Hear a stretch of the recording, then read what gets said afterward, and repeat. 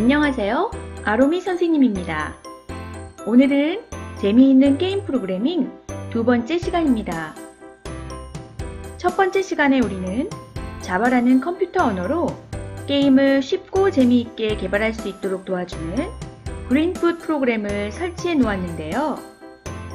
자, 그럼 본격적으로 프로그래밍을 시작해 보도록 할까요? 바탕화면에 있는 그린풋 아이콘을 더블 클릭하거나 윈도우즈의 검색창에서 그린풋을 설치해 주시고 실행시켜 주세요.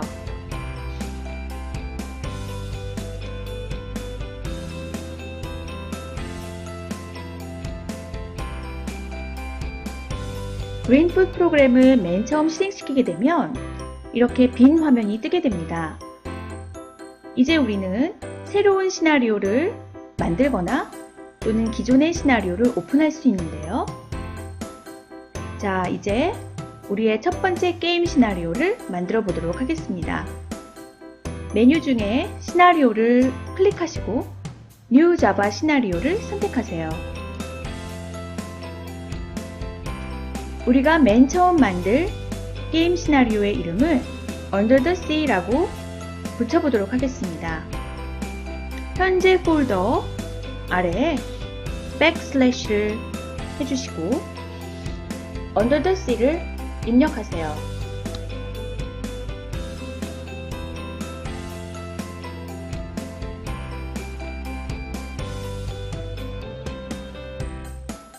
그리고 Create 버튼을 클릭하세요. 자, 이제 Under the Sea라는 이름의 게임 시나리오가 만들어졌어요. 이 시나리오 안에 우리는 게임의 배경화면과 게임 캐릭터들을 넣어볼 건데요. 그린풋은 이것이 쉽게 구현될 수 있도록 월드 클래스와 액터 클래스를 제공합니다. 월드 클래스를 가지고 우리는 게임의 배경화면을 구현할 수 있고요. 액터 클래스를 가지고 우리는 게임 캐릭터들을 표현하고 움직이게 할 수 있습니다. 그렇다면 클래스란 무엇인지 잠깐 살펴보도록 할게요. 클래스란 비슷한 특징을 가진 객체들을 묶어놓은 집합체라고 말할 수 있습니다. 즉, 어떤 종류라고 생각하시면 쉽게 이해가 되는데요. 예를 들면 person, 즉 사람이 바로 대표적인 클래스라고 말할 수 있습니다. person이라는 클래스를 가지고 우리는 홍길동, 이순신 장군, 아로미 선생님과 같은 구체적인 사람들을 만들어낼 수가 있는데요. 그것을 우리는 오브젝트 또는 객체라고 부릅니다. 각각의 객체들은 person이라는 특징을 가지고 구체적으로 행동하게 됩니다. 이번에는 클래스와 서브 클래스 개념에 대해서 설명하도록 하겠습니다. 서브 클래스는 상위 클래스로부터 모든 특징을 다 상속받고 추가로 자신만의 특징을 정의할 수 있습니다. 예를 들어 person이라고 하는 클래스로부터 상속받은 서브 클래스 티처가 있다고 할 때 person이 가진 말하다, 보다, 걷다와 같은 person의 특징이 티처에게 모두 다 상속되며 추가로 가르치다 라고 하는 특징이 정의될 수 있습니다.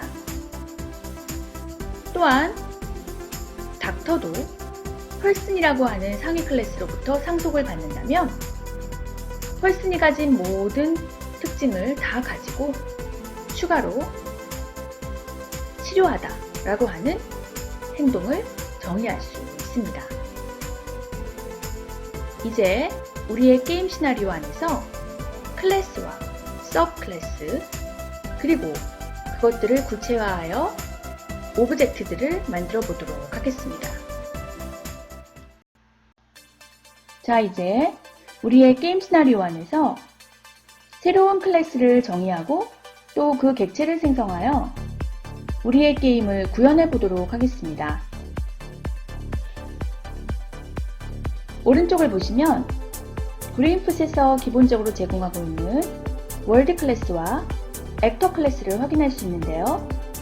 현재 월드 클래스 아래에는 My World라고 하는 서브 클래스가 자동으로 추가되어 있습니다. 앞에서 배운 대로 My World는 월드의 모든 특징을 다 상속받고 이제 My World만의 새로운 특징을 추가할 수 있습니다. 우리는 My World라고 하는 이름을 변경할 수도 있고 또 My World를 삭제하고 새로운 월드를 추가할 수도 있는데요.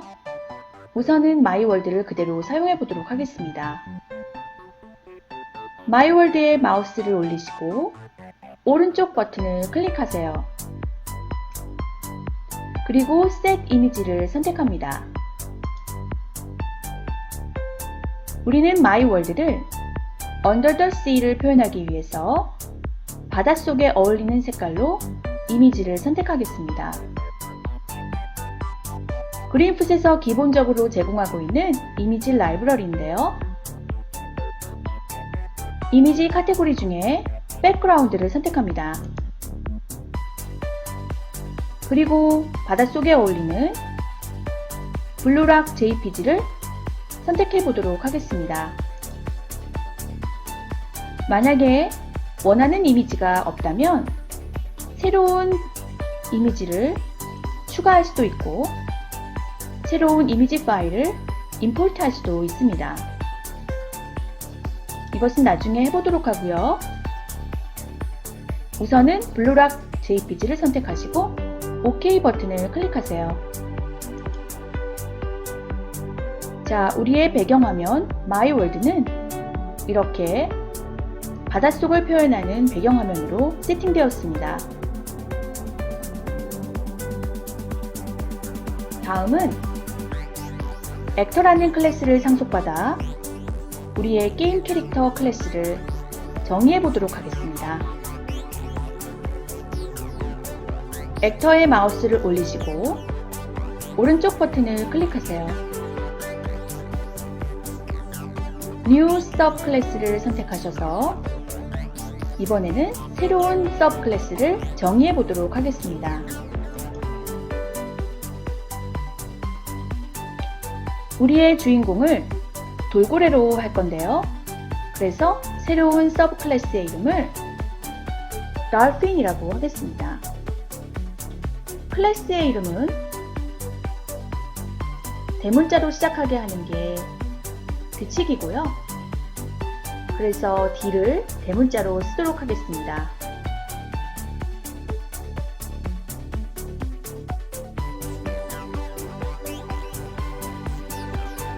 Dolphin이라고 입력하셨으면 이번엔 이미지를 선택해 보도록 하겠습니다. 이미지 카테고리는 애니멀을 선택하시고요. 애니멀에 속한 이미지들 중에 dolphin.png를 찾아서 클릭합니다. 만약에 이 dolphin 그림이 마음에 들지 않는다면 새로운 dolphin 그림을 만들거나 다운받아서 이곳에서 이렇게 추가할 수 있습니다. 이번에는 기본적으로 제공하고 있는 dolphin 그림을 사용해 보도록 하겠습니다. OK 버튼을 클릭하세요.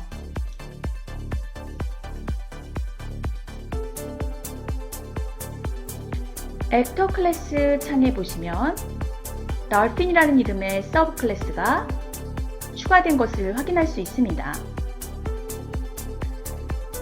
dolphin은 클래스이기 때문에 아직 My World 안에 들어가서 눈으로 확인될 수 없습니다. 그렇다면 dolphin 클래스에 객체를 생성해서 이곳에 넣어보도록 하겠습니다. dolphin의 마우스를 올리시고 오른쪽 버튼을 클릭해 보세요. 맨 처음에 나오는 New Dolphin 이라고 하는 메소드를 호출해 보도록 하겠습니다.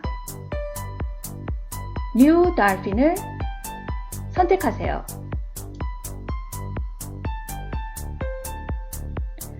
그리고 마우스를 옮겨 My World 가운데 원하는 곳에 클릭하여 달핀 한 마리를 넣어 보도록 하겠습니다.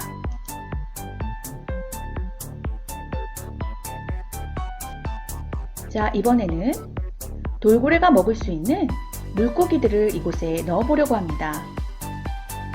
역시 액터 클래스의 서브 클래스로 피쉬 클래스를 만들어서 정의하면 되겠죠?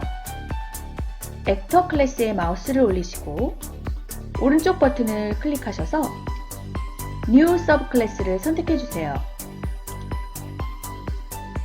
클래스 네임은 Fish로 정하겠습니다. 대문자 F를 이용해서 Fish를 입력하세요.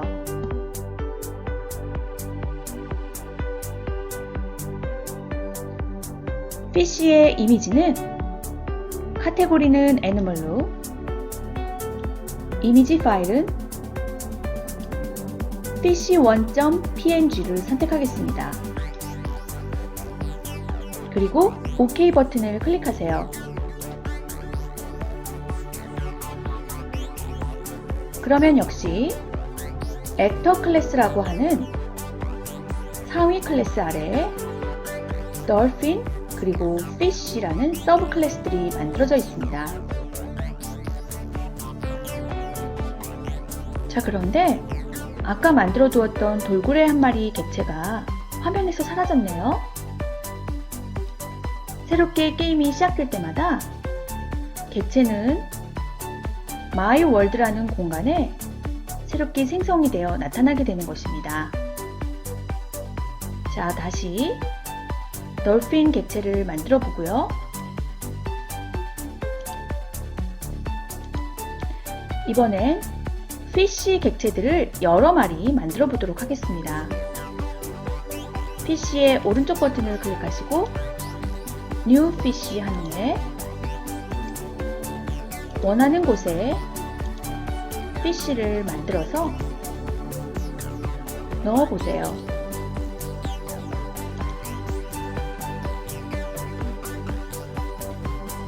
원하는 피쉬를 이렇게 옮길 수도 있고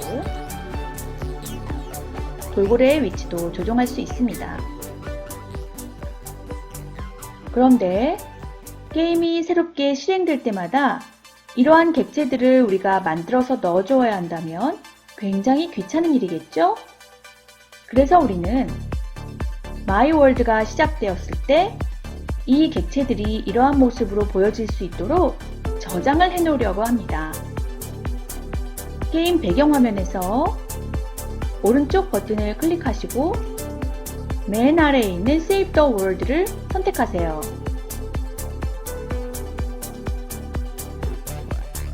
이제부터는 게임을 다시 실행시키면 객체들이 이러한 모습으로 나타나게 되겠습니다. 이제 우리의 주인공 돌고래 객체를 한번 움직여 보도록 하겠습니다. 오른쪽에 Dolphin 클래스에 가서 오른쪽 버튼을 클릭하세요. 그리고 오픈 에디터를 선택해 주세요. 이것이 돌핀 클래스에 대한 자바 소스 코드입니다. dolphin 클래스는 상위 클래스인 액터 클래스로부터 모든 특징을 상속받는 서브 클래스라고 했습니다. 그래서 액터 클래스가 가진 특징 중에 가장 대표적인 것이 바로 게임이 실행될 때 호출되는 act라고 하는 메소드입니다. dolphin 클래스 역시 게임이 실행되면 act라는 메소드가 바로 호출이 되겠는데요. 그래서 우리는 dolphin이 해야 되는 행동을 이곳에 기술하면 되겠습니다. 현재 act 메소드 안에 있는 이 주석은 설명을 하는 부분이기 때문에 잠깐 지워주시고 대신 이곳에 돌핀이 해야 되는 move 명령어를 기술하도록 하겠습니다.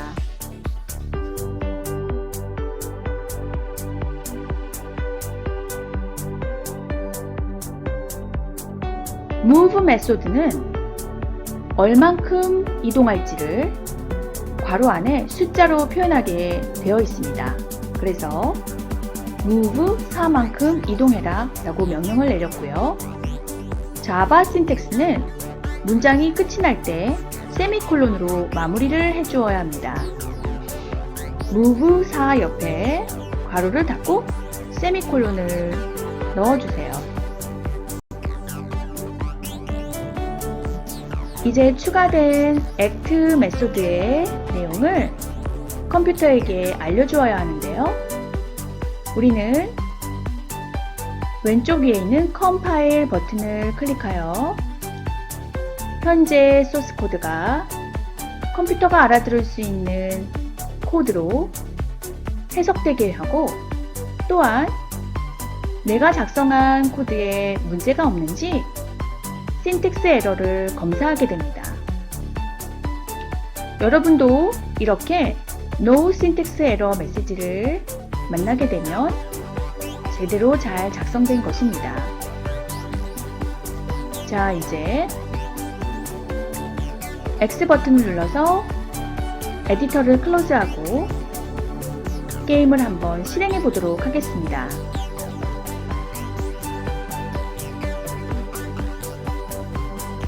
화면 아래에 있는 Act 버튼을 클릭하면 돌고래가 조금씩 움직이는데요.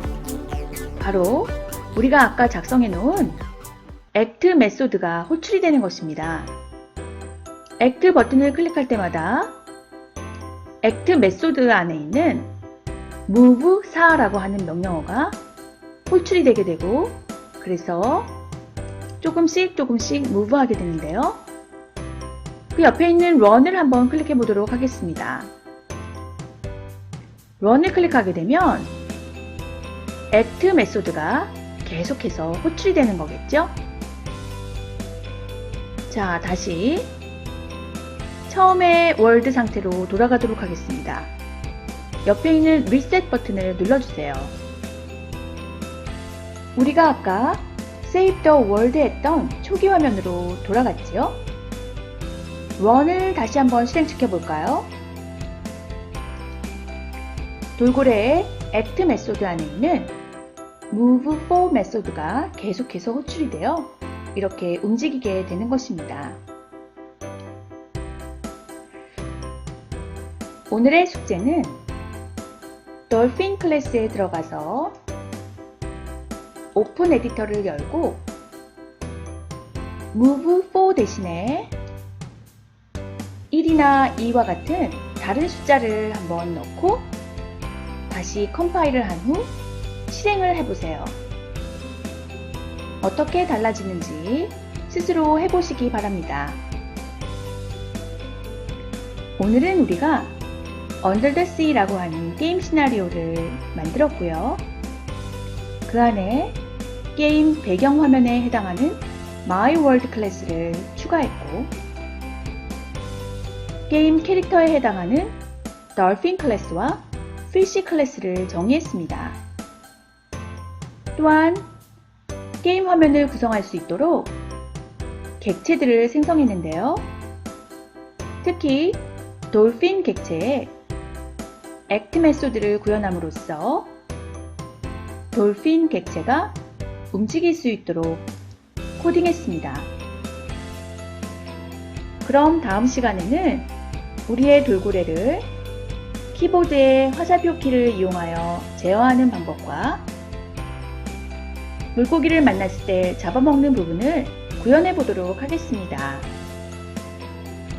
오늘 게임 만들기 두 번째 시간에 참여해준 여러분께 감사드리며 우리는 다음 동영상에서 만나요.